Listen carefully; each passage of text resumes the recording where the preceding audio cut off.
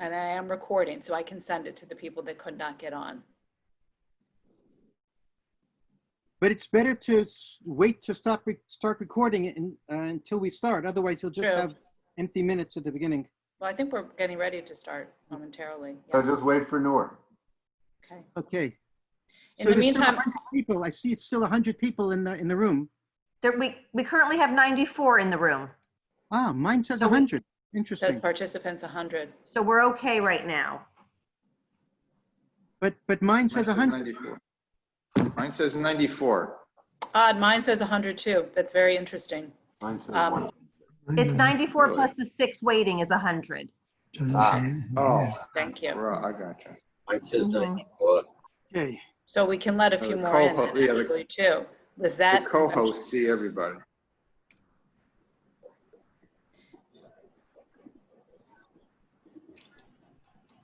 Thank you for your patience, everyone. We'll go ahead and get started once Noor joins us. And I can say, since we're about to start, Barbara Cohen, who is with us, thank you very much for sponsoring this. Barbara, do you hear me? Thank you. I see you. And also, she sponsored this particular event, and Nina and Raphael Cohen sponsoring today's virtual programming in memory of the art site of their son. So thank you both. And if anybody's interested in sponsoring, there is a link in the chat bar. And I would also like to say before we begin that the congregation was going to have a trip to Israel that Rabbi Englander was leading that had to be canceled because of Corona, but there is something special going on Bimcombe in place of that. And Rabbi Englander, if you want to make that announcement about what we're doing. Yes, thank you. So welcome everyone, glad to see you. Starting next week, a week from today, Wednesday, 10 o'clock a.m. for 4 Wednesdays in a row. A guide who took around one of Rabbi Steinhardt's excellent groups is hosting a virtual Israel experience. It's really going to be excellent. I have very high confidence. Just $75 per screen. And we have some spots remaining. But again, it starts a week from today at 10 o'clock a.m. The information is all in the chat. It's also always in your B'nai Torah emails. So if you'd like to sign up, please grab a spot and do so as soon as you can. And we look forward to virtually traveling to Israel together starting next Wednesday at 10. I just admitted Noor, so let's see if he entered. Yeah, my screen says that Noor is with us. Great. Noor, are you there? Adjust him to the front screen, so he's probably on the 4th page. Let's. But when he starts to speak, he undoubtedly can come to the front. And I have to make him. One other word co-host. about the virtual tour. The guide, his name is Uri Feynman, and he's considered not a tour guide, but a tour educator. And he's a really, really fine teacher and a wonderful personality. So I encourage those of you who want to get a close look at Israel again to take advantage of that. So, there you are. Hi, Noor. Welcome. I'm Rabbi Hi. Steinhardt. Yeah. Hi, Rabbi. How are you? I'm well. I think we might have met, actually, but it's nice to see you again. Nice to have you with us. And Hanan, it's really great that you're here, and I'm really, really pleased that we're able to present this to our congregation. As you can see by the fact that there are 100 people on, there's a great interest in what you have to say. And I would suggest that the interest is growing out of 2 different things. One is that in a world where there seems to be so much despair and such a lack of hope, we hear of a program, even in very general terms like yours, that brings people together and allows people to hear each other and work towards a common mutual goal. This presents some light in a very dark period of our history. And when I say our history, I mean the history of all people, as it were. So that's one reason. The second is that we've been reading a lot about the issue of annexation and everything surrounding that. And you guys are insiders, and you guys have, I'm sure, strong ideas and strong feelings about it. So you can bring from the ground, you can bring us some perspectives, which will be important. Before you guys start, the 2 of you start, I would like to introduce you to our group. So first, Rabbi Hanan Schlesinger, who is not a stranger to Boca Raton, today lives in Alon Shvut. He's one of the founders of Roots Shorashim. Is it Udar? Udar? Judur. Judur. The the Palestinian-Israeli Grassroots Initiative for Understanding Nonviolence and Transformation. Hanan is serving as the Director of International Relations. He's the founder of the American Friends of Roots. It's a multi-faith organization dedicated to supporting the work of this very important organization. Rav Hanan frequently speaks in America together with one of his Palestinian partners about the work of Roots, Shorashim, and Yudur. Prior to the founding of Roots, Hanan spent his whole career teaching Jewish studies in various seminaries, college, and frameworks in the Jerusalem area, among them Pardes, Beit Midrash Elul, Nishmat, and Yeshivat Bat Ayin. He's also spent 2 years as part of the Judaic Fellows program in Boca Raton, Florida, and over 10 years in Dallas, first as Rosh Kollel of the Community Kollel, and later as founder and executive director and community rabbinic scholar for Jewish Studies Initiative in North Texas. He and his Israeli wife, Ayala, have 4 grown children, and they have 9 grandchildren. Really? What? It's now 10 as of 4 days ago. Mazel tov. We missed that one. Yeah. Oh, mazel tov. That's pretty wonderful. And Hanan, some of you know that when Hanan was working at the Kollel at the Boca Raton Synagogue, he also taught in our adult education program in the late 90s. Noor's family moved from Amman, Jordan to Beit Sahur following the signing of the Oslo Accords. There, in the context of the conflict, he began thinking about his own particular identity as a Palestinian refugee. Studying to become a tour guide, Noor traveled to Israel, and for the first time, he saw Israelis beyond the frame of the occupying soldier. In 2012, Noor was licensed by the Palestinian Ministry of Tourism. After meeting Hanan Schlesinger and Ali Abu Awad in 2016, Noor joined Roots, where he currently organizes joint Palestinian-Israeli activities, and he speaks to visiting groups about his personal experiences living through the conflict as a Palestinian who has seen so much tragedy. And in such conditions, he's motivated to work towards a meaningful political solution.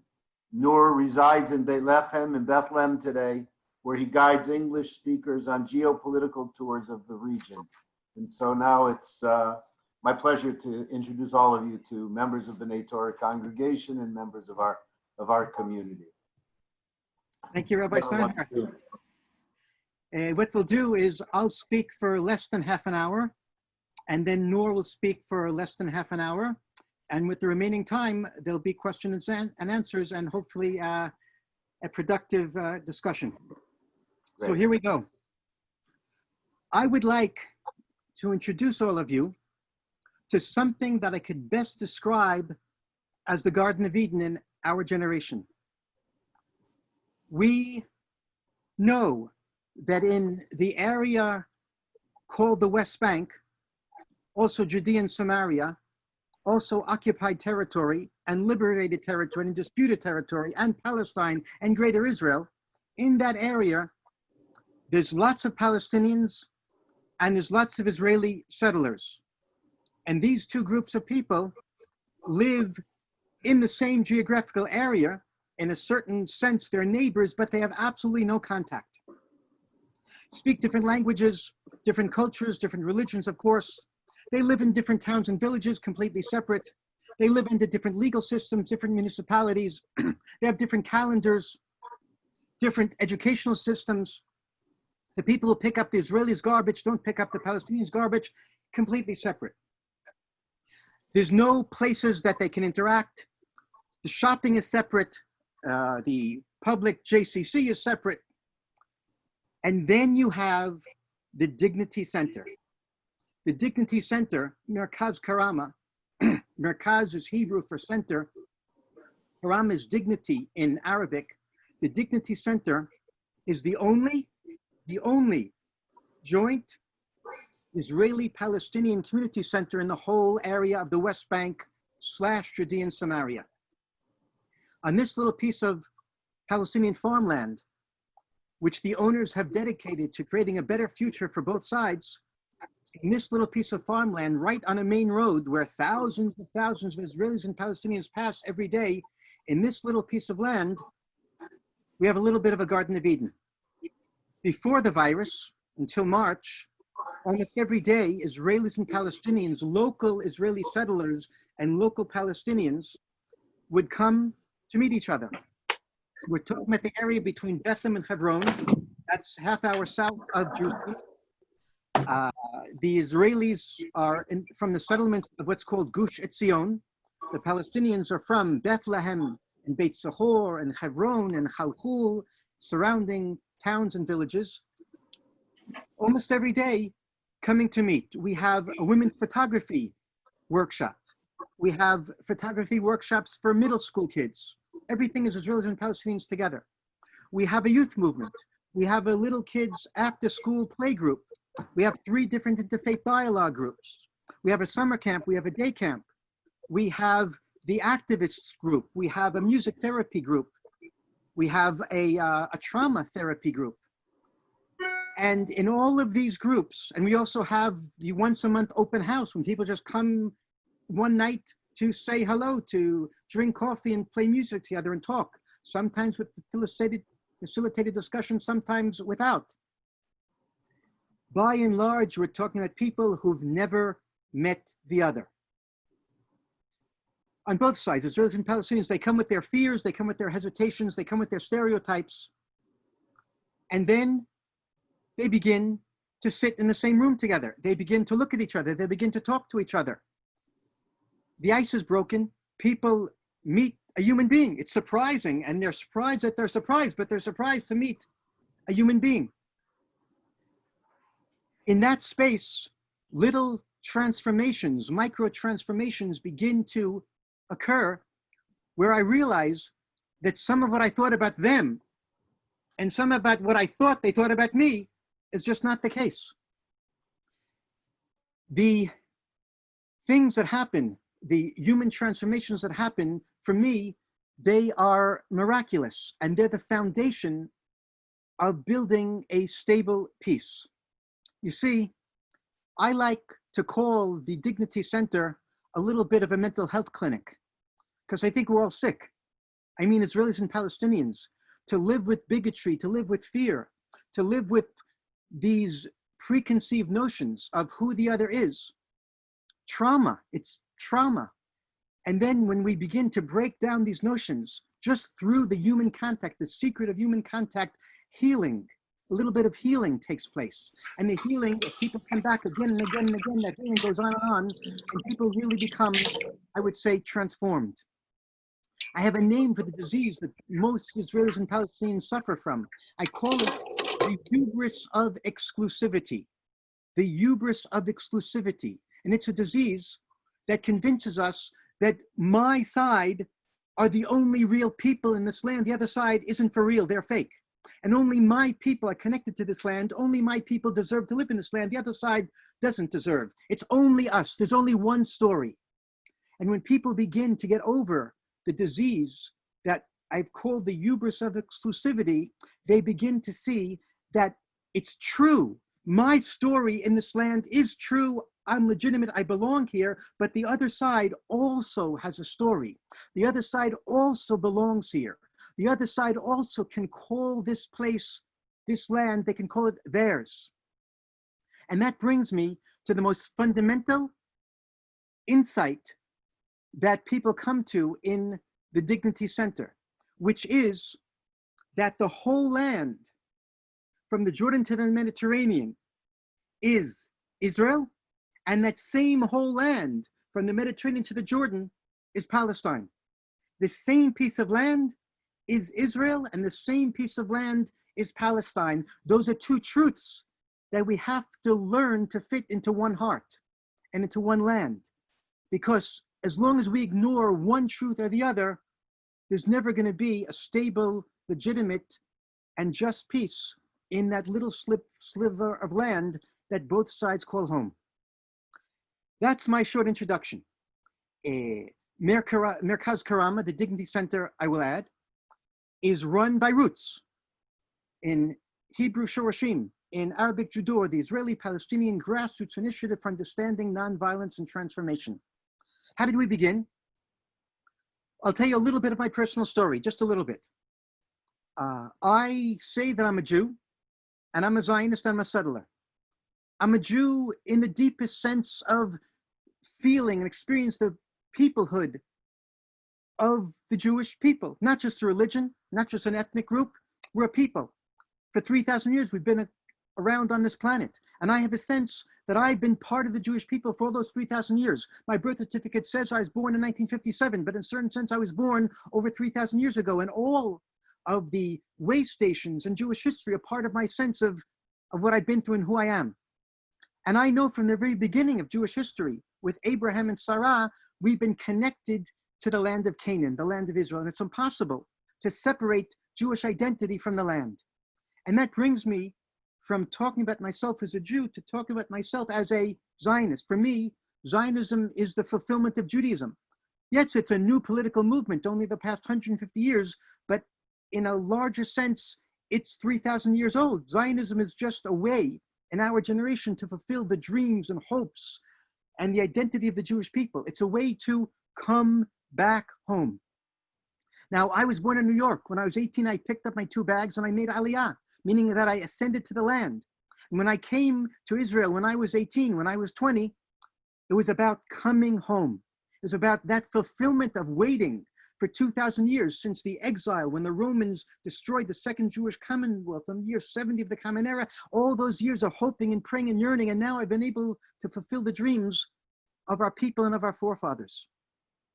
So I said I'm a Jew, I said I'm a Zionist, I'm also a settler, which means I live in Judean Samaria, that the Palestinians call Palestine and others call disputed territory, liberated territory, and greater Israel, and occupied territory. That's where I live. So why do I live in such a disputed place? Because of history. Because during the 1,000 years when the Jewish people lived in the land of Israel, most of that time we lived in what's called today Judean Samaria, the West Bank. We didn't live in Tel Aviv. We didn't live on the coast. We were born as a people and we lived in what's called Judean Samaria, whether it's Shechem in the north, whether it's Shiloh, whether it's Beit El, whether it's Jerusalem, whether it's Bethlehem, whether it's Hebron, whether it's where I live in Gush Etzion, between Bethlehem and Hebron. That's where 90% of the Bible is written. And that's where a good part of Jewish history is found in the ground.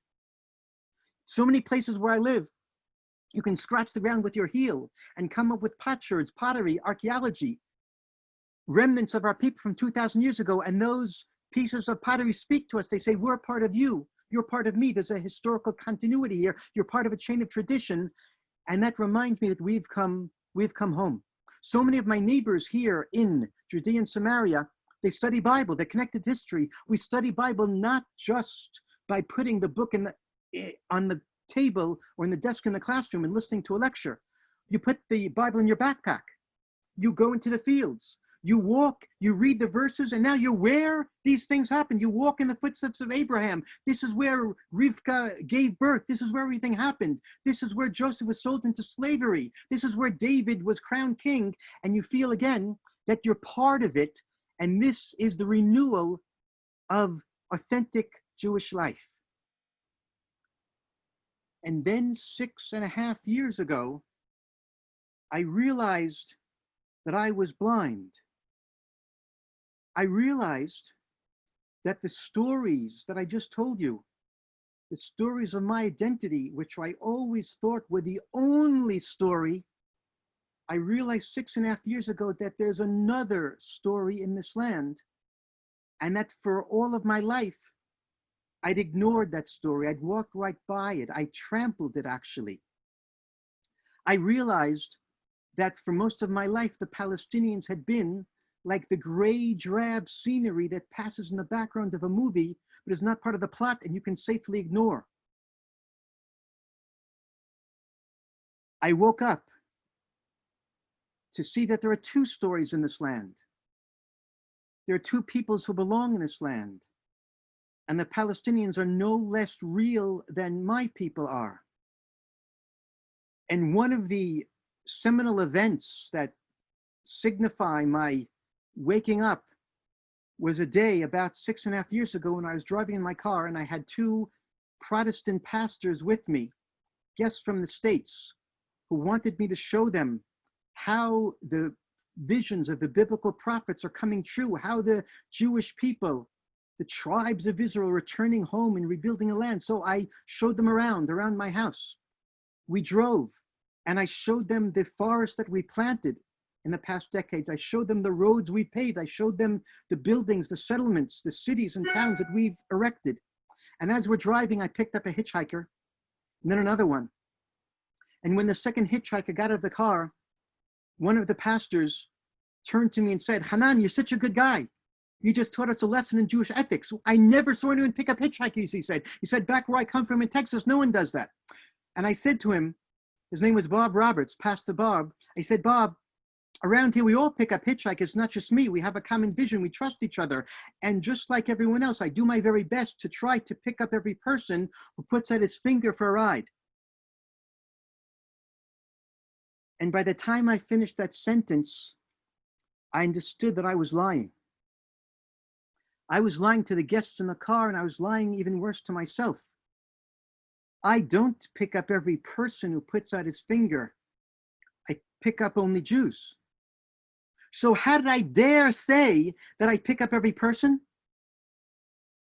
Apparently, I didn't see the Palestinians, or I didn't see them as significant people. And at that moment in the car, it was almost like confession. I had these two pastors with me, and I said, "It looks like I've discovered there's something wrong with me." And that's when I began the journey to try and make Palestinians into human beings in my consciousness. And I said to myself, the way to do that is to meet them. And I tried for many months to meet Palestinians, and I failed because no one I knew could introduce me. Until, long story short, I got a note on Facebook from a different Protestant pastor from Reston, Virginia in the US. And he told me that he has a Christian ministry in which he comes to the Holy Land twice a year, meets Israeli settlers, meets Palestinians, and introduces them to each other. So John Moyle came for, I guess, the 6th or 7th time to the Holy Land in January 2014, sat in my living room. We had a long conversation, and he told me where and when to go to meet Palestinians. The day rolled around. I got up from the chair I was sitting in my living room, went to the front door. My wife said, "Where are you going?" And I said, "I'm going to meet Palestinians." And she said, "No, you can't do that. They'll kill you." And she begged me not to go. I approached her and looked in her eyes, and she was afraid. And the truth is, I was afraid almost as much as she. But I knew I had to do this. So I walked out the door. My heart was literally pounding. I remember the feeling. I didn't take the car. The place I was going was that close. I walked. I walked through the fields and the orchards, and I didn't know what would happen to me. Walked about 20, 23 minutes, and I got to a field. This is the place. I walk in a piece of Palestinian farmland. There's no buildings. There's nothing there except for 15 Israelis and 15 Palestinians doing the strangest thing. They are talking to each other. That doesn't happen where we come from. I see this woman who's not talking to anyone. She's dressed in traditional Muslim garb from head to toe. Only her face is visible. I walk over and say hello. She says hello back to me. We talk in English about a minute. And then I blurted out, "I can't believe I'm talking to you." And she said to me, "I can't believe I'm talking to you because we don't talk to Israeli settlers, excuse me." And after a few seconds of awkward silence, we kept talking, but not for long because her son came over and she introduced me. She said his name is Yazin and he's 17 years old. Yazin and I shake hands and I see he's wearing a windbreaker, and on the windbreaker written in English 3 words. The 3 words were "Seeds of Peace." Seeds of peace. So I look at the young man, he's Palestinian. I look at the jacket, it says peace. And I say to myself, this can't be. Palestinians, everyone knows they don't know anything about peace. So how's he wearing this jacket? I said to myself, perhaps he found it on the ground. He doesn't know what it means. If he knew what it means, he wouldn't wear it. So half jokingly, half seriously, I said to Yazin, "What's this jacket?" I thought he'd say, "I don't know." And he tells me that Seeds of Peace is a summer camp in Maine, USA. and it takes Israeli kids and Palestinian kids out of the conflict zone for a summer of recreation and reconciliation. He said he just got back from the camp a few months ago, had a great time. He has Israeli friends now on Facebook, and he told me he was so affected by that summer that now he wants to spend some of his life devoted to building bridges between Israelis and Palestinians. And I don't know at that moment if I can believe what this young man Yazin is saying, because it contradicts everything that I think that I know. And you might say that Yazin was the first Palestinian that began the process of unsettling me. So I'm confused. And then Yazin's father walks over. His name is Jamal. I'm introduced. We shake hands. Jamal tells me that they live in Beit Umar. Uh-oh, I know Beit Umar. It's a Palestinian city just a few miles down the road. That's where they throw rocks from. That's where the terrorists come from. Those are the people that hate us. And now I'm talking to a family from Beit Umar. I talk to the wife. I talk now Jamal. I talk to Yazin the son. How am I talking to them? How could it be? How can I allow myself to talk to terrorists? Jamal starts telling me the story of his life. He told me, among other things, 2 anecdotes. He said, Hanan, you know that in Beit Umar, there's no Israelis, there's no Jews. There's only the Israeli soldiers. They make our lives very difficult. We hate the soldiers. And since they're the only Israelis we know, we hate all Israelis. No one in Beit Umar, he told me, would ever want to meet socially an Israeli. Except, says Jamal, a friend of his he had many years ago in Beit Umar, who said to Jamal, Jamal, come with me to the city of Jericho. I participate there in interfaith dialogue sessions between Jews and Muslims. Come along. Jamal told me, he said, I, Jamal, told my friend, I'll never, ever come with you to meet the Jews. That's only for the weak people and the traitors. But Jamal's friend wouldn't get off his back, kept trying to convince him to come to interfaith dialogue in Jericho. And after many efforts at trying to cajole Jamal, Jamal finally tagged along. And Jamal told me, I went with my friend. The Jews and the Muslims sat in a big circle. I didn't participate. I sat in the corner. And at one point, one of the Israeli men got up from his chair and he looked at me, Jamal said. And I was really afraid what he's going to do to me. He started walking towards me. And then he came up to me and he put out his hand out to shake his hand, Hanan. And he made me talk to him, asked me questions. We had a conversation, a terrible conversation. It was really uncomfortable talking to this Israeli guy.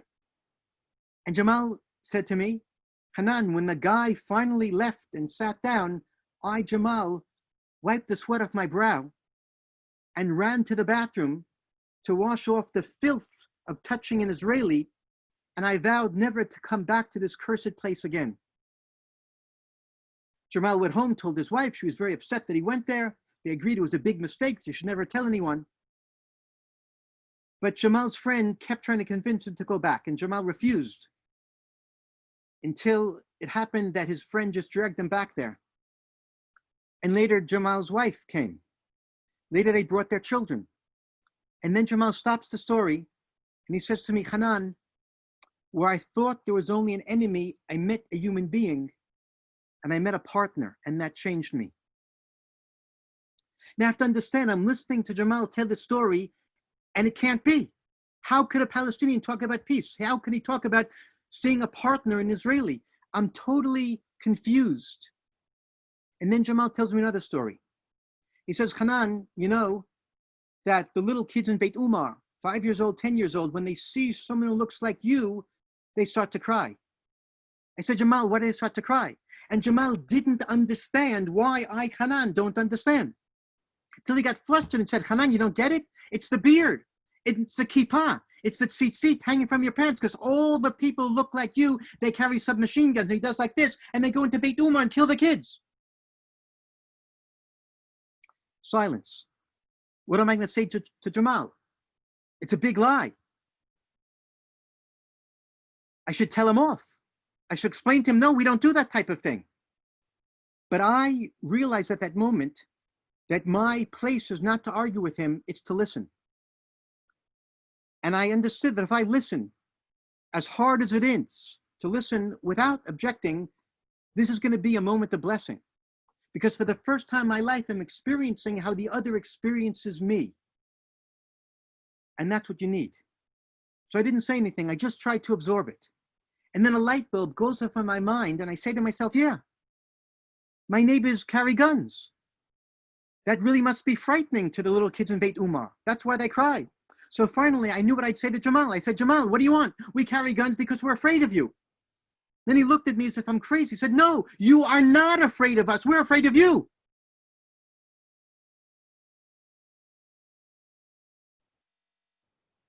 They're afraid of us? I didn't understand. And later, at that gathering, we sat in a circle of 15 Israelis and 15 Palestinians, and Ali Abu Awad, the owner of the land and the Palestinian convener of that get-together, together with other people, began to tell the story of his life. And he said, I'm Ali Abu Awad from a proud Palestinian family. My family comes from Kubeba, which today you Israelis call Lachish. In 1948, Israel drove us from our land. We came here to Beit Umar.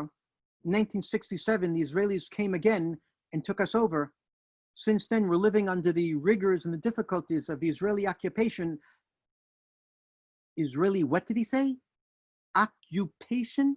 It was the first time in my life I'd ever heard a human being in my presence use those words. Occupation. I really didn't know what he was talking about. I'd heard the word on the radio, read the newspapers, but this guy thinks it's for real. He's talking about it. Look, when I drive in the roads of Samaria, when I walk in the fields of Judea, I don't see occupation. I see the return of the Jewish people to our ancient homeland after 2,000 years of exile. What could be more righteous than that? And suddenly this Ali Abu Awad character is talking about occupation. And he's talking about 1948, my war of independence, as his Nakba, his catastrophe. He's talking about suffering. He's talking about seeing the Israeli soldiers as evil murderers. What do I do with all that? I was so confounded. I was so upset. I was so confused. I went home that day. I remember pacing back and forth in my study for hours that became days, that became weeks, trying to figure out. This Ali Abu Awad character, he couldn't be lying because he wasn't trying to convince us of anything. He was just telling his life story. He says it's Palestine. I say it's Israel. I say it's liberation. He says it's occupation. And I realized that I can't go on living in this land without knowing what he's talking about. So I decided to go and meet Ali. Once, twice, 3 times, 4 times, again and again and again, we sat. It was very rarely myself and Ali alone. Other people gathered around, other Israeli settlers, other Palestinians, and we talked intensively for months. It was so hard to listen. We began to realize that each side in this conflict builds its identity upon the nullification of the other side's identity. Each side says, we exist and you're fake. We belong here and you don't. The Palestinians say it's Palestine. We say it's Israel. The Palestinians say there's no such thing as the Jewish people. You're a religion. You don't need land. So go back where you came from, to Russia, to New York. And the Israelis say to the Palestinians, Palestinian people, you're crazy. There's no such thing. You're just Arabs. There never was a Palestinian state. So go back to Jordan, go back to Syria. Somehow, we create an atmosphere unconsciously of listening, of holding yourself back from reacting and arguing, just listening. We told our Jewish story, and we told it until the Palestinians couldn't take anymore. When we tell our story of coming home to the land of Israel, it's like a dagger in their heart.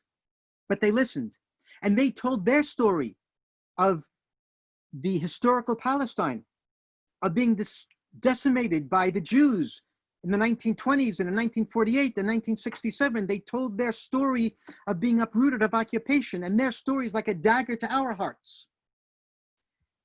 But we just listened.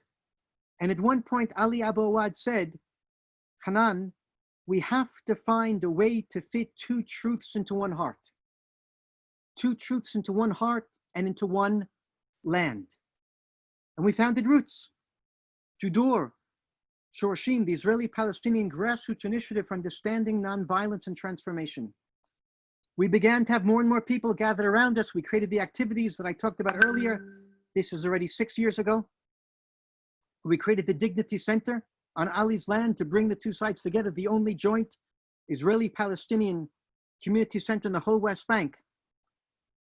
I went through a slow transformation that I'm still going through, of expanding my identity. Like I said at the beginning, realizing that my story is true. The land is Israel. We do belong there. We do have a heritage. We deserve sovereignty and self-determination. But all those true things are also true for Palestinians. It's also Palestine. They also have deep historical roots there. They also deserve self-determination. They deserve freedom and dignity and human rights.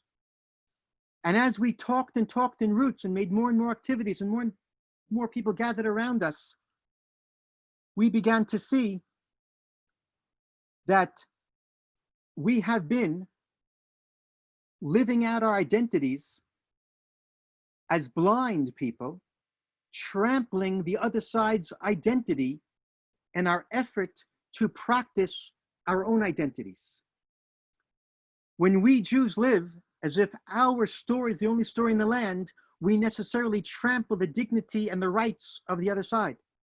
And when Palestinians claim that the whole land is theirs and only theirs, from the Jordan to the Mediterranean, then in trying to gain for themselves their Palestine from the river to the sea, they are trampling our lives and our dignity. And we're both killing each other, as you all know. We began to realize in Roots that this conflict between Israelis and Palestinians is not just over borders. And it's not just over resources, and it's not just over security. It's not just about political issues, as important as issues are. This conflict is about identity. Who are we and who are they? And until each side is able and willing to recognize the full legitimacy of the other side's identity, then negotiations may seem to get us somewhere, but the pot will always be boiling under the surface and will eventually explode. Just like the Oslo Accords exploded because the conflict was treated like a conflict over borders and resources and security. Solve those problems, you solved it all. That's what they thought, but it didn't work because the people on both sides, Israelis and Palestinians, were most connected to their identity, to their sense of who they are, to their connection to the land. Those people blew it up. The radicals on both sides, whether it's Hamas there or the settlers over here. So in Roots, we see that there has to be a political solution that has to begin with the people, has to begin with the hearts, has to begin with identity, which also means it has to begin to a large degree with religion. We have to come to terms with the truth of the other side's religious claims, historical claims, cultural claims. So we in Roots say that we are preparing the human groundwork that is necessary for any future political settlement that will bring dignity, equality, and human rights to both sides in this little sliver of land that we both call home. Thank you.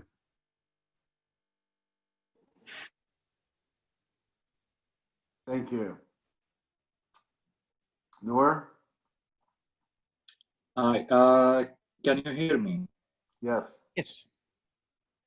I don't know, for some reason I lost the connection for like a few seconds and then it came back. We can hear you. Okay. Good evening, everyone. Good afternoon. My name is Noor. I live here in Bethlehem, in Palestine, and I'm going to share with you a little bit of my experience, who I am, and how I lived in this situation, and how I decided to join Roots. So my story goes back. I was born in 1991, but my story goes back to 42 years before I was born. What do I mean when I say that? 42 years from when I was born, that was 1948. So in 1948, my family used to live in a village in southwest of Jerusalem, a small village called Malha. But in the war of 1948, and because of the attacks and the violence, the people of my village ran away, including my family from both sides, my grandparents on both sides. They ran away to the refugee camp, which is located in north of Bethlehem. They went there seeking safety, They went there because it was safe for them, and they thought it's a matter of maybe a few days, maybe a week. It's a short time anyway, and we will go back to our village, to our homes, to our village. So what happened is that my family, my grandparents, ended up staying in the refugee camp for 1 year and a half. When they realized after the last ceasefire agreement was signed, especially between the Jordanian side and the Israeli side, that the borders now, or the ceasefire line, was drawn exactly between their village and the refugee camp. So their village became on the Israeli side of the green line, and they are on the Jordanian side, inside the West Bank, in a refugee camp. My grandfather, he didn't want to stay in the refugee camp, so that's why he decided to leave it, and he moved out. He moved from the refugee camp to the city of Bethlehem, to the nearby city. And since then, my whole family is living in Bethlehem. We have some relatives in Jordan and some relatives overseas.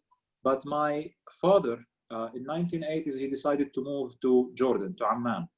My father actually wanted to go abroad. He wanted to go to Europe. But for some reasons, he stayed in Jordan for a while. Then my mother followed him. They got married there. And that's how I was born there. That's how I was born in Amman in Jordan. In 1995, when the Oslo peace process was going on, my family, my parents, felt very optimistic about it, and they decided to move back. They decided to come back to Bethlehem here in the West Bank on the hope that this is going to become part of the new state of Palestine, and they can build a future for themselves and for us, for their children here. So we moved back. We came in 1995 to live in Beit Sahur, which is a suburb in Bethlehem area, near the city of Bethlehem. And let me tell you, as a kid, when I lived here in mid of 1990s, most of my childhood memories is not about the conflict, actually. Most of it is about the normal life that we used to have. I mean, I remember my father working in Jerusalem, and I remember going with him every week to Jerusalem. And it wasn't that big a deal. I mean, it was easy. We drive sometimes from Bethlehem to Jerusalem. We, of course, pass through a military checkpoint, but it wasn't the same checkpoint that we have now. And I'm not saying there was no conflict in the 1970s. I'm not saying that the occupation all of a sudden disappeared. But that was my experience as a little kid. That's how I thought. That's how I saw things around me. I thought I'm living a normal life. However, the 1990s ended, and the year 2000 came with the failure of the peace process, with reaching a dead end without being able to come to an agreement, and that led to the second intifada, the second Palestinian uprising. The uprising changed my experience living in this land very much. I mean, it affected people on both sides, but I remember how it affected my life. All of a sudden, I feel like we are living in a war zone where there is shooting at night and the army coming in the city of Bethlehem, tanks with soldiers. Some of my cousins who were in the security forces, they were running for their lives. They were afraid they are going to be arrested. Some of them end up in the Church of Nativity, if you remember that time in 2002 when the church was besieged by the Israeli military. So my life was affected. There are no schools, there are curfews, you are not allowed to go outside.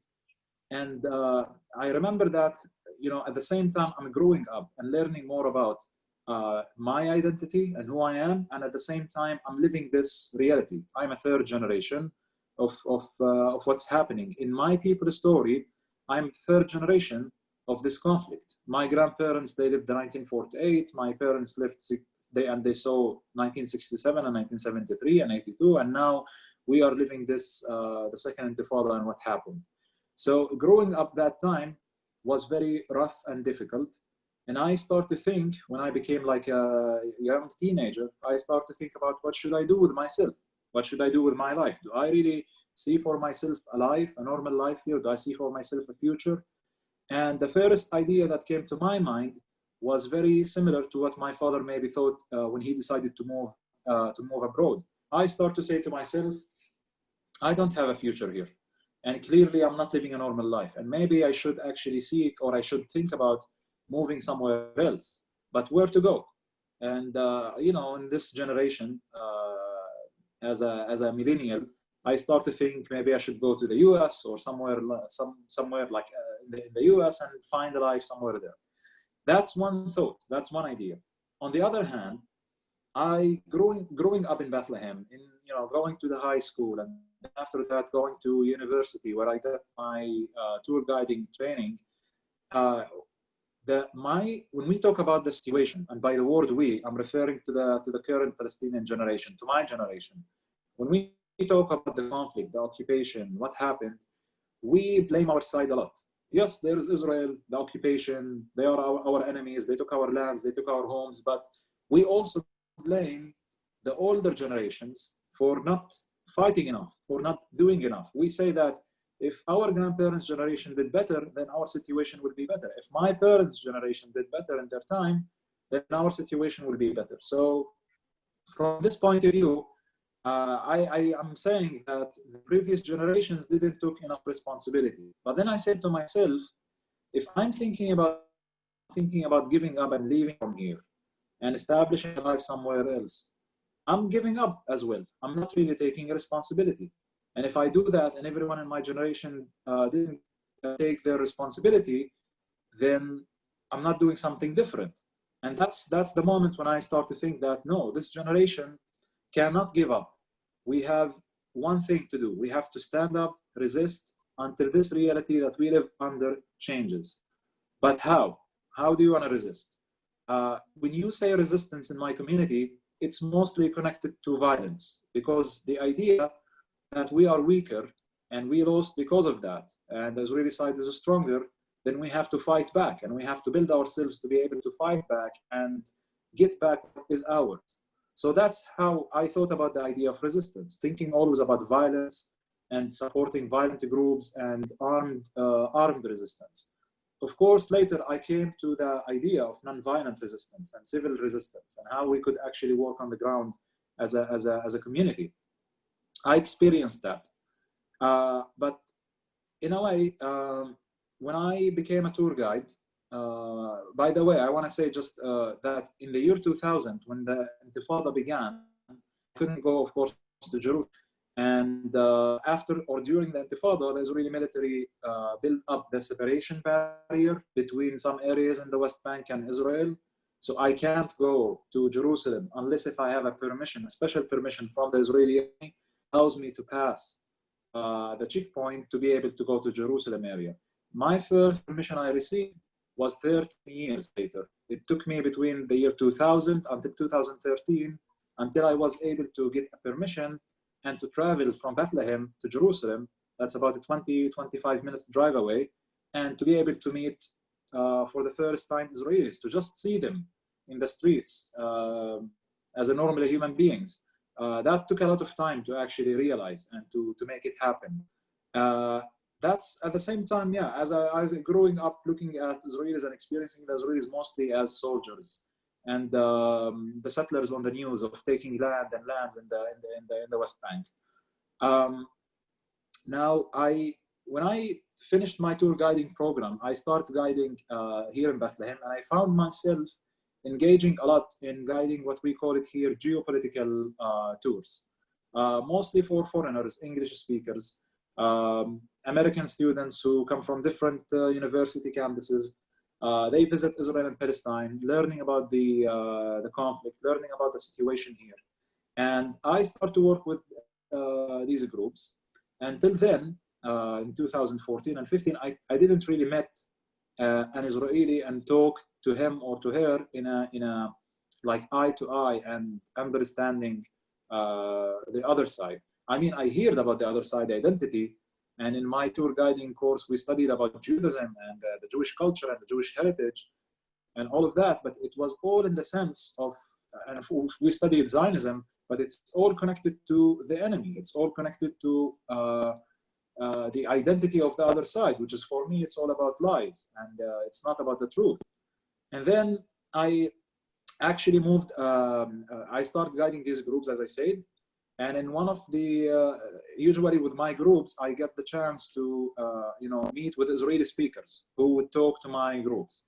But I didn't really have the chance to sit and talk to them in many cases. In 2016, for example, when I was guiding a group in the city of Hebron, I was hired to guide this group of American students. They were part of a Middle East Studies program. They already came to the country and they met with Israeli politicians and Palestinian politicians and speakers on both sides, and they met tour guides on both sides. And I was just another tour guide who's supposed to show them around that day. And I took them for a full day tour in the old city of Hebron. It was in February 2016. It was very cold back then, actually. Hebron could get really very cold. And I remember that after I showed them the old city and I explained to them the Oslo Accords before that and after that, and the settlers and the settlements inside, they had a meeting with an Israeli settler. They were supposed to have a meeting with an Israeli settler. After they listened and they saw the Palestinian reality, now they are going to speak to one of the settlers to understand what they are doing there.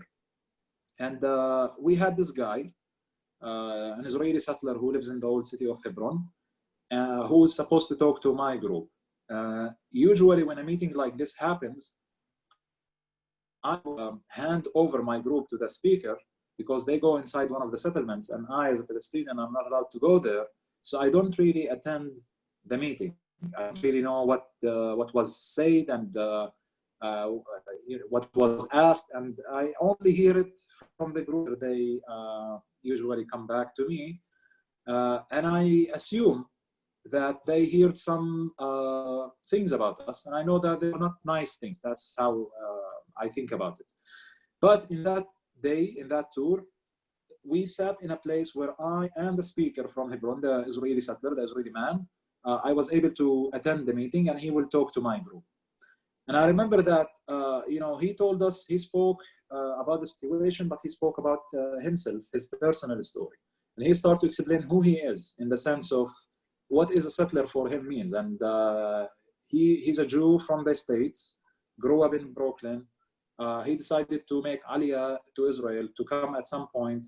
And then he decided to move to Hebron and live in Hebron. And after a while, so he started to explain those things. And in all,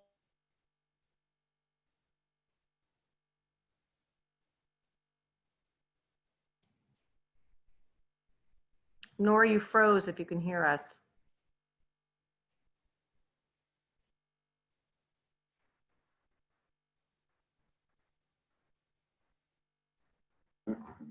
It's gone, I think. Maybe he'll come back on. Yeah, I guess he'll try to come back. hello? Yeah, He's back. you're back. Hi. I don't know why it's keep doing this. It's the internet connection is fine, but there is something with this Zoom session. I don't know. Anyhow, I got to that when I was meeting with a settler in Hebron with my group, and he started to talk about settlers, and he started to talk about himself and his identity, what he's doing. But from his speech, I remember two things that he said, and they were the highlight of his story. The first thing that he said to us was, there is no occupation. We are not occupied. We came back to our ancestral homeland, and that's it. This is the truth. This is what we are doing here. And for me, listening to this, there is no occupation, was something very weird. How could you deny that? This is a reality I'm living. You know, I, as Noor, live in Bethlehem. I'm subjected to the Israeli military law.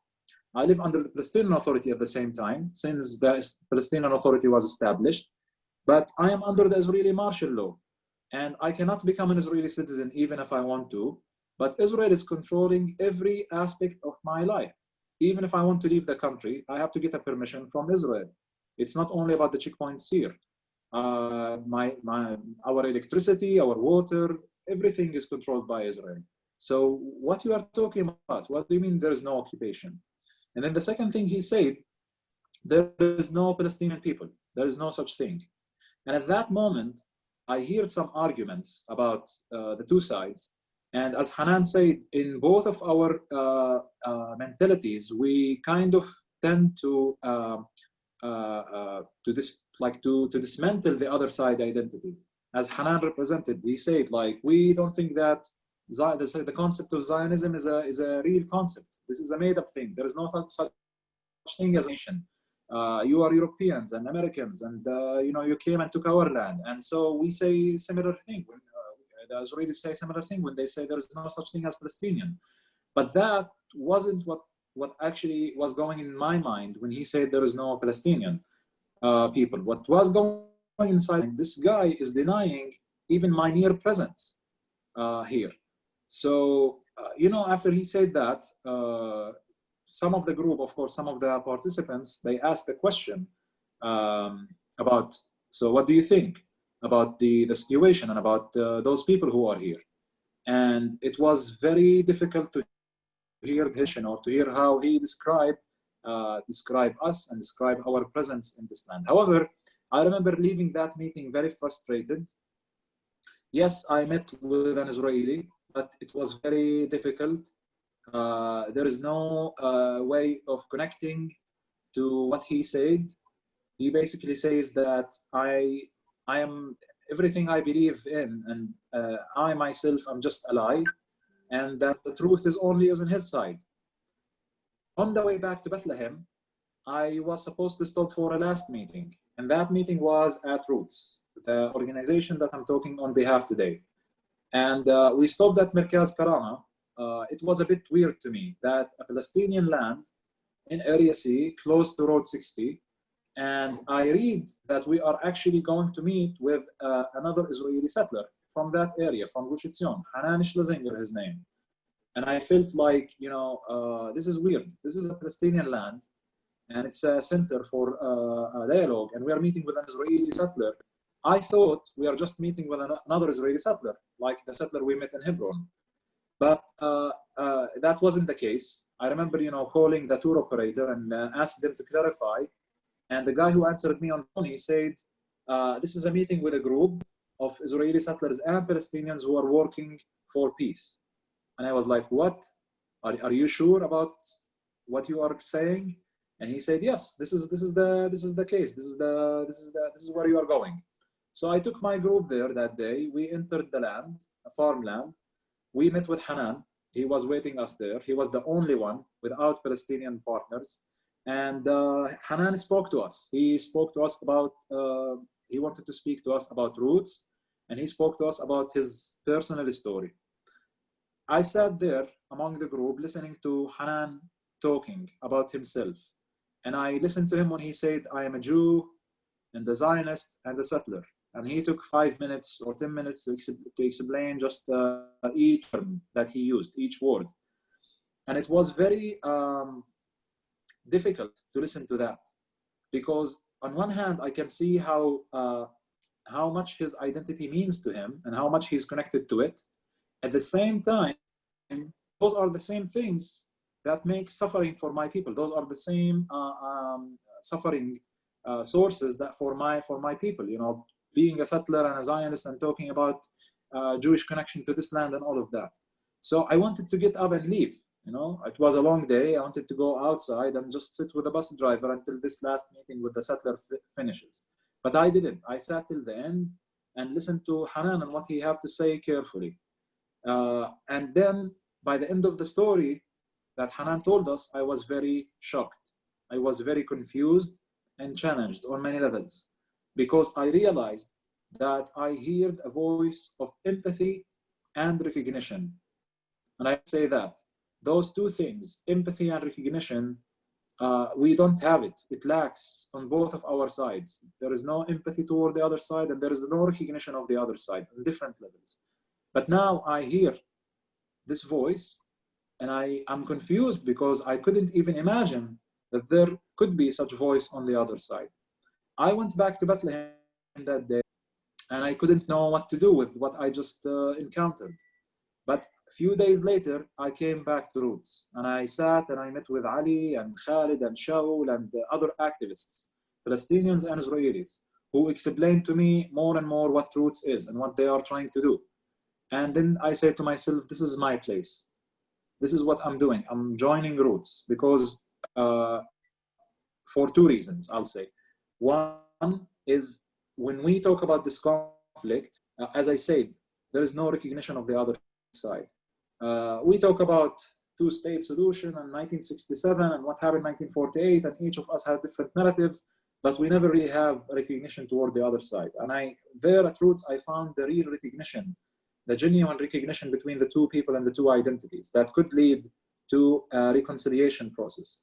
And the second reason why I joined Roots is because I was always struggling or trying to find how I can take the responsibility, how can I do my job or my responsibility to change the situation here.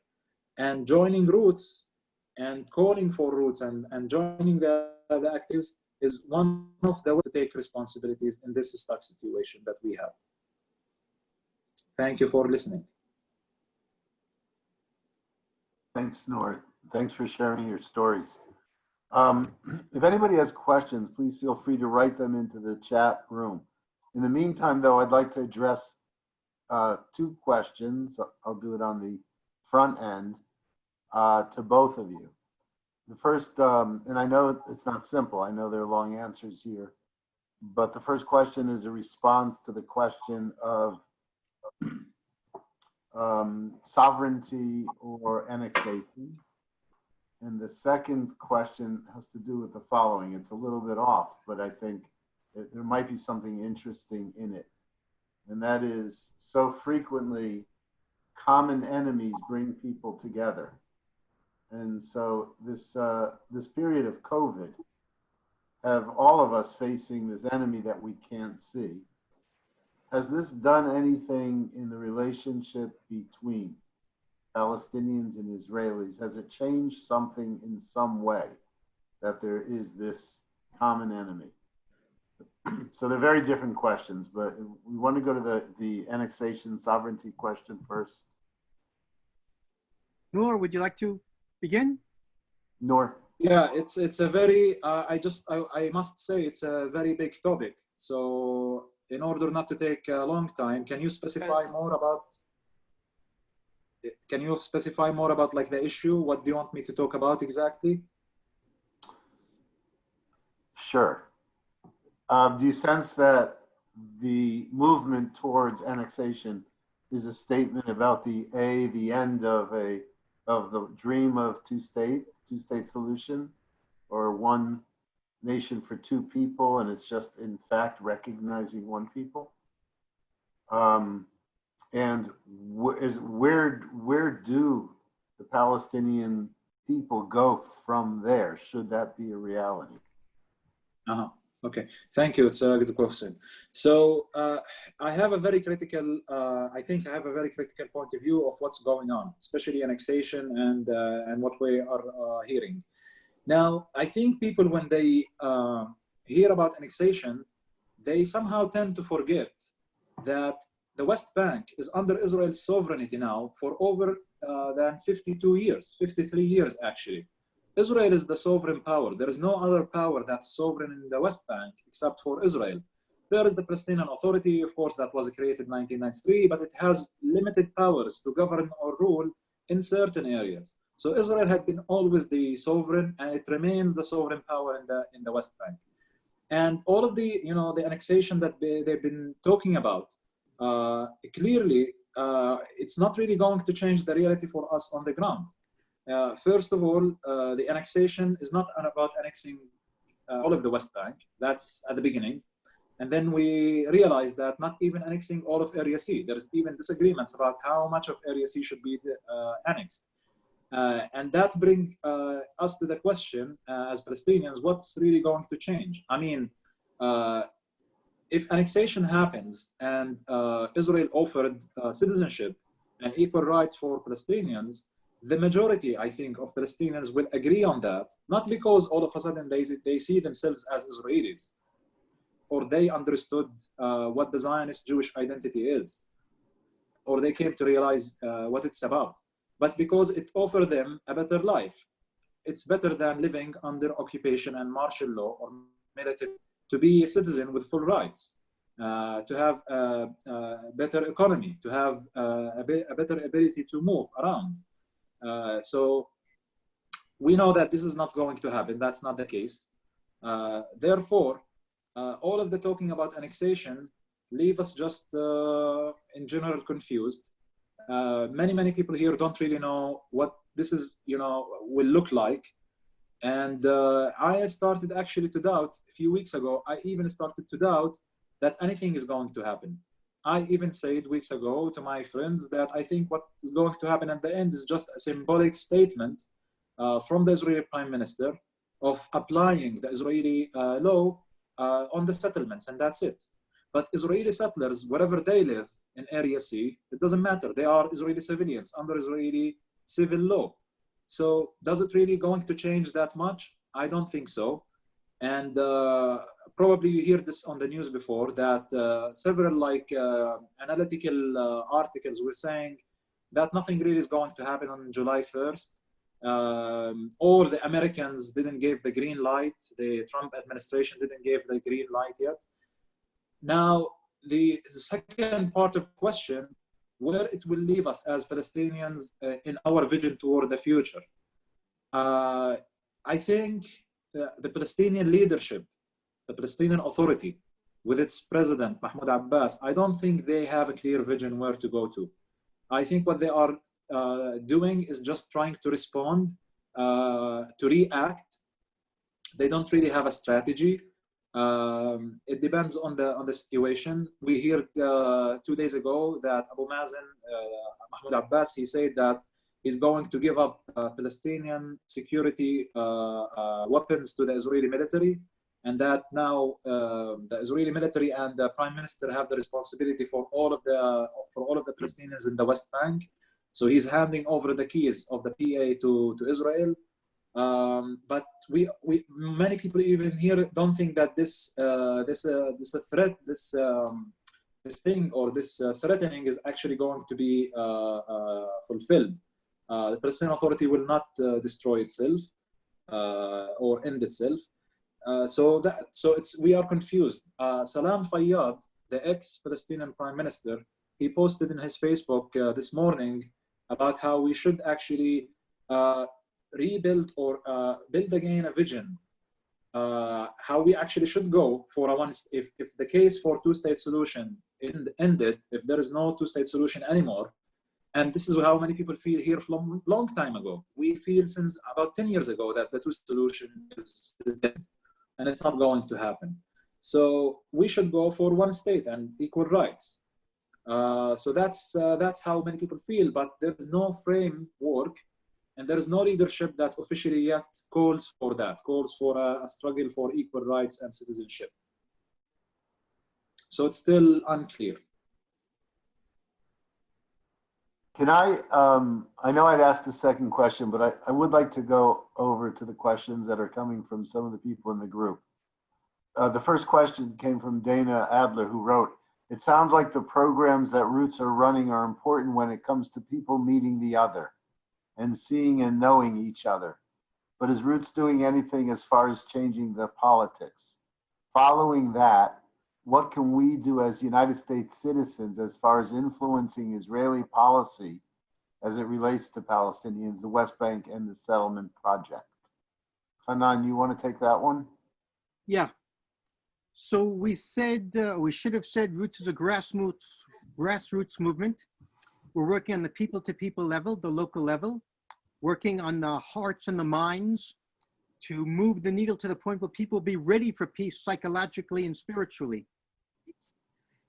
The politicians, as far as we can see, aren't ready for peace. The Palestinians live, 95% of them, in the zero-sum game mentality, that it's us or them, that we just have to fight against the other side. We have to overcome them. We have to undo them. We have to outmaneuver them. There's very little sense among politicians that we have to live together. They have to accept each other. So Roots has very little power outside of our local circles. We've made some overtures to politicians. There have been, as far as I remember, just one or two members of the Knesset, members of the Parliament of Israel, who've been to the Roots Center and heard us. Another politician, we went to speak to him, Yair Lapid, he knows about us. We've been 2 or 3 times in the president's mansion. The president of Israel, Reuven Rivlin, knows about us and supports our work, but of course he has no political power. So basically, the answer to the question is we're not doing anything significant on the political level. However, on the local level, we are talking to local politicians. That means mayors and religious leaders on the Israeli side and the Palestinian side. And we have arranged some discrete rendezvous between Israeli mayors and Palestinian mayors.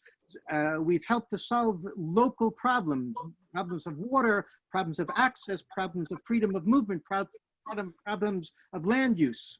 That, yes.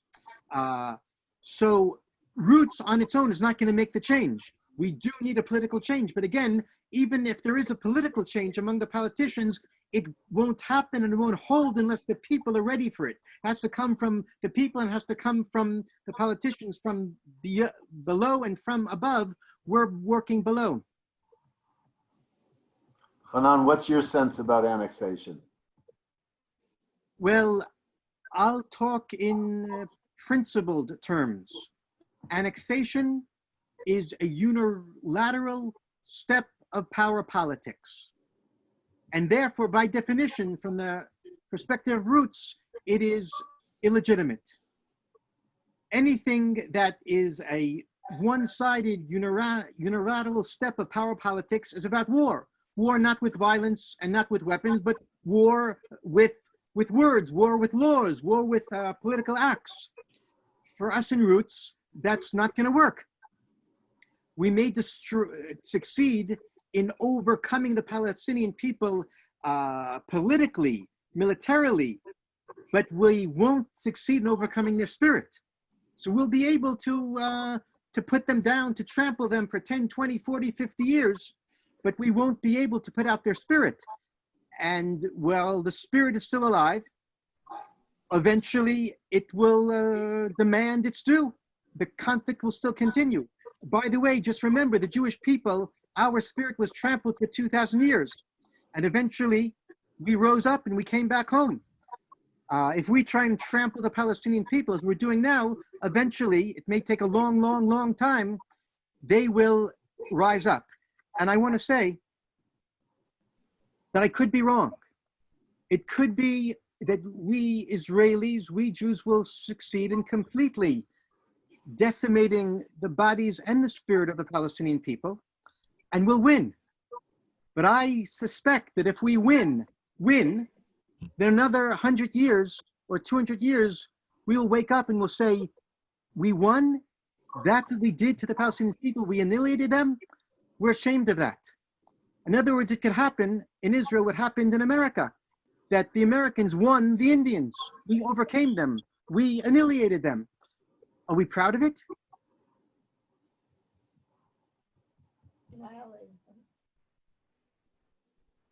Noor, the next question I think was addressed to you. You said that your parents did not settle the problem. What should they have done?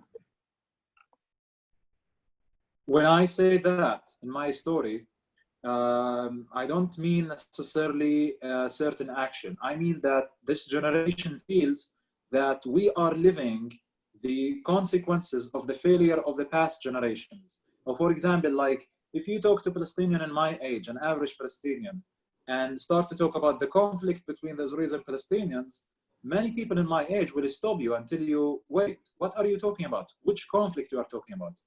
We are born here and we found ourselves under Israeli occupation. If you want peace, just end the occupation. That's how they think. Of course, there is the historic background or the historical conflict, 1948, 1930s, the 1960s. They know about that, but it doesn't mean so much to them today. It's not connected to today. That's how people see their reality. So when I say what they should did, my parents or my grandparents, I don't have specific action to say, but I will say they should be more organized. They should have been clear with a vision. They should have used every chance and not miss the chances. In our narrative, if you know that, we always say that we were betrayed by the Arabs in several occasions by other Arab countries. So someone might say we shouldn't actually trust the Arab countries on that. But it's easier for us to look back. We are in the future and to look back and to criticize the previous generations and to blame them. But this mentality for blaming is not necessarily a right thing to do now, because this is our time, and we have to think about what should we do now, not what should we have didn't or did in the past. Moving ahead a little bit, trying to parse out what hasn't been answered yet. There's a question here about school systems, about educational systems, both in Palestinian territories amongst Palestinian people and their schools, as well as in Israel. Are there opportunities? Are there places? Are there schools where students learn the other's narrative? Very, very, very few. As far as I know, Israeli schools, by and large, ignore or erase the Palestinian people. And of course, Palestinian textbooks, Noor can talk about that. Also in Israeli culture, money is not available for Palestinian films, or even Israeli films that highlight the Palestinian culture or Palestinian suffering. They're not eligible for stipends from the Ministry of Culture.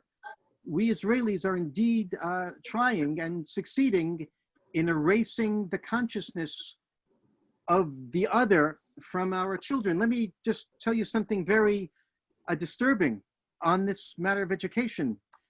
Many American Jews, and rightly so, are aware of the fact that Palestinian textbooks ignore Israel, and that the Palestinian maps don't show Israel.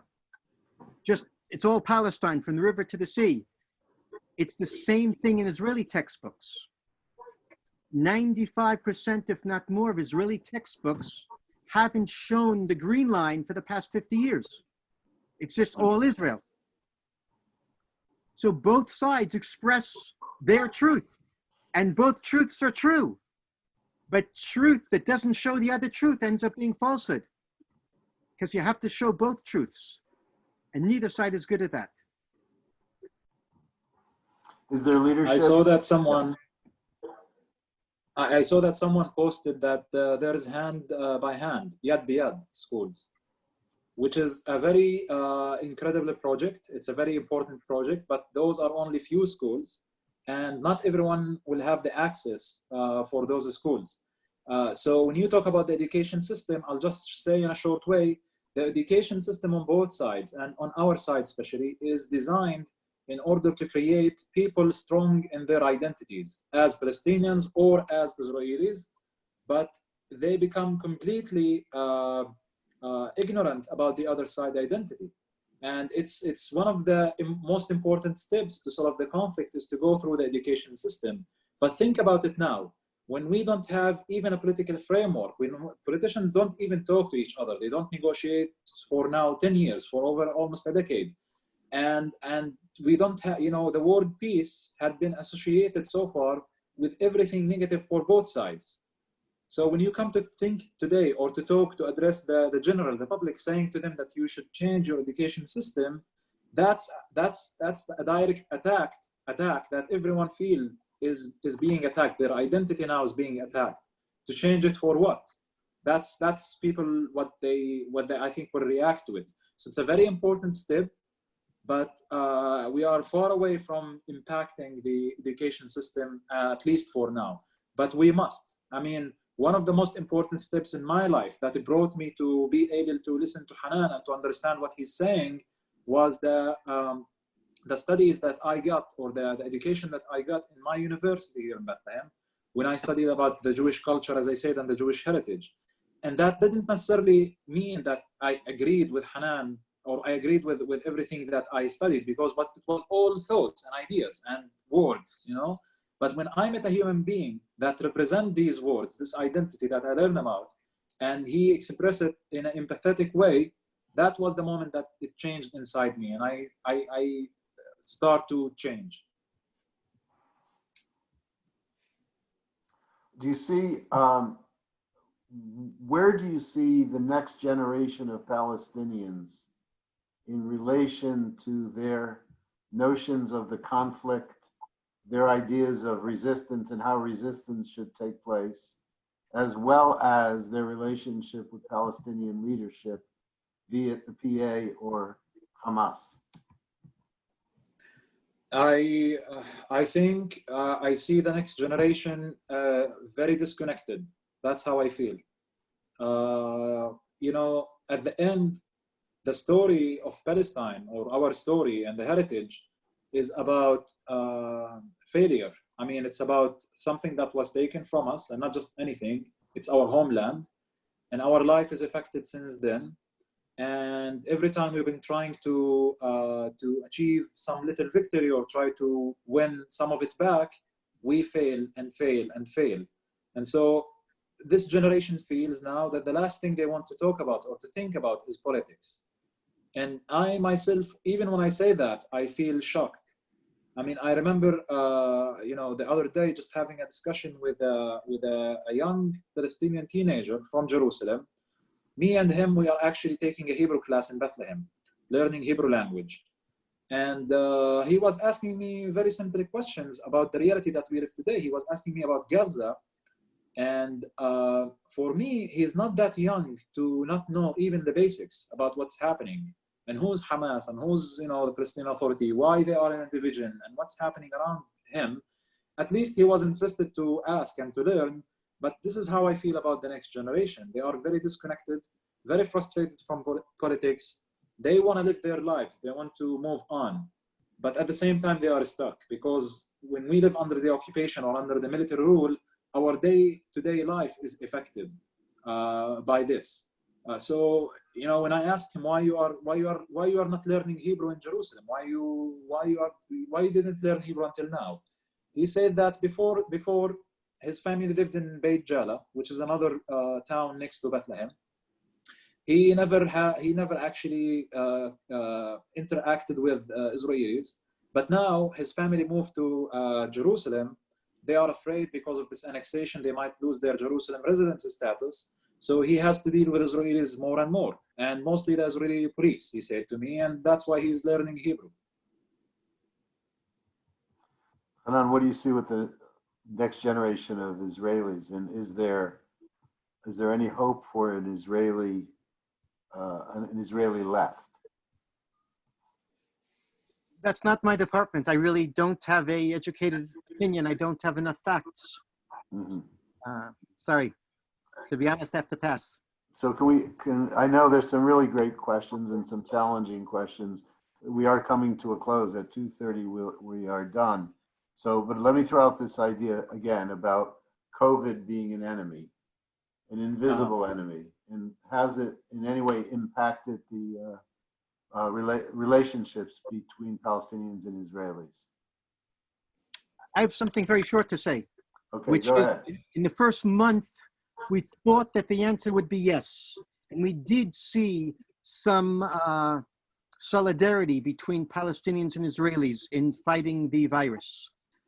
There were some pictures on Facebook and even the newspapers about a Muslim medic praying at the same time that his Jewish partner was praying, each in a different direction. But I have to say that that's gone. It's gone from social media, it's gone from the newspapers, and it's also gone from the consciousness. And we've gone back to how we were before, which is that Palestinians don't exist for us.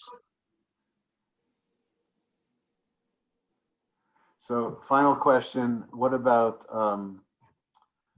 what can American Jews, what can people who are on this Zoom call, for example, what can they do to be of support to you or to move the needle politically? Is there anything they can do, or are we just bystanders and observers? There's the answer. Hopefully everyone can see what I just put on the screen. I'll make a few suggestions to answer Rabbi Steinhardt's question. Number one, visit the Friends of Roots website, friendsofroots.net. Make sure you don't go to friendsofroots.org, but rather go only to friendsofroots.net. And there you can read about us, in-depth articles about our activities, and you can sign up for the Roots quarterly newsletter, which, by the way, is now coming out once a month and not 4 times a year. You can go to my personal website, ravchanan.org, to read about my musings, my personal psychological existential musings about the conflict from a personal perspective. You can sign up on the homepage of my website to receive the blog. And you can also like Roots on Facebook, as you have on the screen here, Friends of Roots or Friends Roots, and spread the word about what you heard here. In addition, we'd love for you to donate to our work. Without donations from the US, our work will not continue. On the donate page at our website, friendsofroots.net, you can do that. It's tax deductible. And you can invite us, hopefully when this virus is over, to speak in your synagogue and in churches and mosques and universities, host a parlor meeting in your home, connect us to people of means and influence. You can also volunteer for us. We have an American Friends of Roots, a 501c3 in the US that's doing quite a bit with legal matters, with publicity, with getting the word out, with fundraising. We need help, translators, managers, organizers, influencers, people with talent for social media, people who connect us to foundations and to money. Moving down on the list, you can visit, when you visit Israel or Palestine, visit Israel and Palestine. So many American Jews visit just Israel, or if they're real leftist Jews, they visit only Palestine. Visit both. Be a leftist and be a rightist at the same time. There's truth on both sides. See how Israelis think about Palestinians, see how Palestinians think about Israelis, and listen and fill your heart with both realities, both truths. And when you're visiting Israel and Palestine, visit our center, the Dignity Center, Merkaz Karama. You can devote 2 or more months of your life to interning with us on the ground, or you can intern virtually. And going down the list, you can fill your Facebook page and social media with positive stories of Israeli-Palestinian rapprochement and reconciliation. Disseminate primarily positive stories and not negative ones. Let other people disseminate the negative stories. We should take upon ourselves to create hope, because if you disseminate positive stories, that creates hope, and enough hope creates more hope, and enough hope can move the needle. Encourage your family, friends, houses of worship to learn the narrative of and to empathize with and to support both Israelis and Palestinians, not one side or the other, both sides. Learn Hebrew and also learn Arabic. Reach out to people of other religions and ethnicities, learn about them, join or create frameworks for dialogue. And the last thing I'll say, 30 seconds, just to summarize, is that if you came into this meeting today as a strong supporter of Israel, we hope you leave as a strong supporter of Israel. If you came into this meeting as a strong supporter of Palestine, we hope you leave as a strong supporter of Palestine. But we urge you to leave this meeting as a strong supporter, not of one side at the expense of the other, but as a strong supporter of this side and that side at the same time. We think there's only going to be peace and justice and reconciliation if enough people are supporting both Israel and Palestine at the same time. Support Israel, support Palestine, and that's the way to support a better future for both peoples. Thank you. Thank you. Thanks to both of you. Really appreciate your time. Please know that the information about the program will continue to be disseminated from here. I know that the work that you do is particularly difficult work, and I think particularly challenging for you, Noor, and our hearts are with you. I wish you both strength, and you're doing God's work. You know, you're doing the work of peace, and how important that is. And it must feel impossible at times, but I wish you the strength to continue to do it. And when COVID is all done, I want to invite both of you to come here to meet both with our people, and I am in, as a number of our people are in dialogue with friends at a local mosque, including some Palestinians there. And it would be a really fascinating experience for us to come together with the two of you. So Yom Tov, have a very good day. Shachran, Toda Rabah. Afwan. Thank you. Thank you, Rabbi. Thank you. Rabbi Schlesinger, if you want to send that to me also in case someone doesn't have it, then I can forward to them. So anybody, because they know how to reach out to me, I'd be happy to, forward that. And we did record, so the recording will go out to people also. Thanks, Elisa, and thanks, Michelle. Sure, Have a thank good. you all. Barbara Cohen, thank you again for sponsoring, and Raphael and Nina for sponsoring the day too. Thank you all for Thank you coming. very much. I'm sorry to Thank anyone who you. didn't get on. Thank you. That's a Thank good you very sign. much. Thank Okay, you. bye-bye. Thank you. Bye-bye. Bye-bye.